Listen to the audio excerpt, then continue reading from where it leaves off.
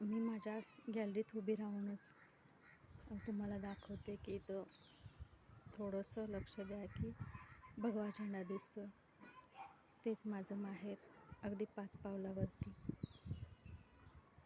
खूप काही आठवणी आहेत माझ्या माहेरच्या, माझ्याजवळ.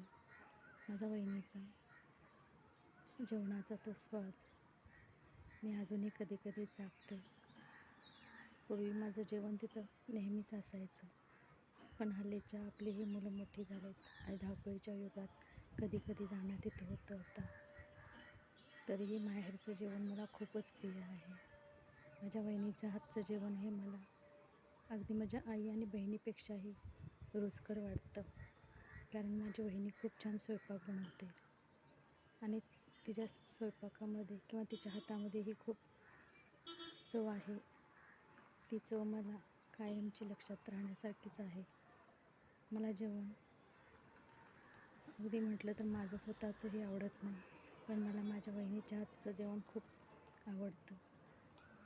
माझं माहेर म्हटलं तर नेहमीच लोकांची रेलचेल असते तिथं. अनेक पाहुणे तिथेच येत असतात. भले माझ्याकडे थोडा उशिराने येतात, पण पहिला पाहुण्यांचा तिथंच येणं असतं. माझे भाऊसुद्धा मला तितकेच प्रिय आहेत, बहिणी एवढेच.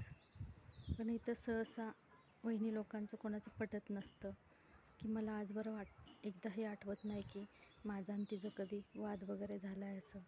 कारण आम्ही इतकं कोणी बहिणी पण राहू शकत नाही, एवढं आमचं नातं हे नणंद आणि भावजाईचं आहे.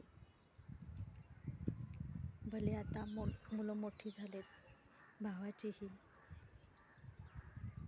ते आता आपल्या व्यवसायामध्ये पूर्ण बिझी आहेत, तरीसुद्धा त्यांचं लक्ष आत्या म्हणून माझ्याकडे नेहमी असतंच.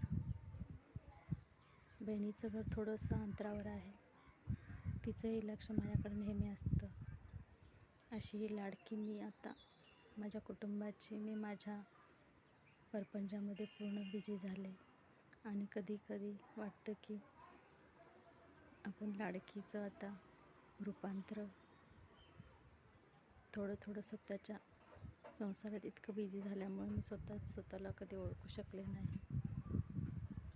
आपलं ते असतं राहणं, वागणं आणि प्रत्येक गोष्टीचं लाड पुरवणं. हे जसं आपण आपल्या लाईफमध्ये बिझी होतो तसं ते कमी होत जातं.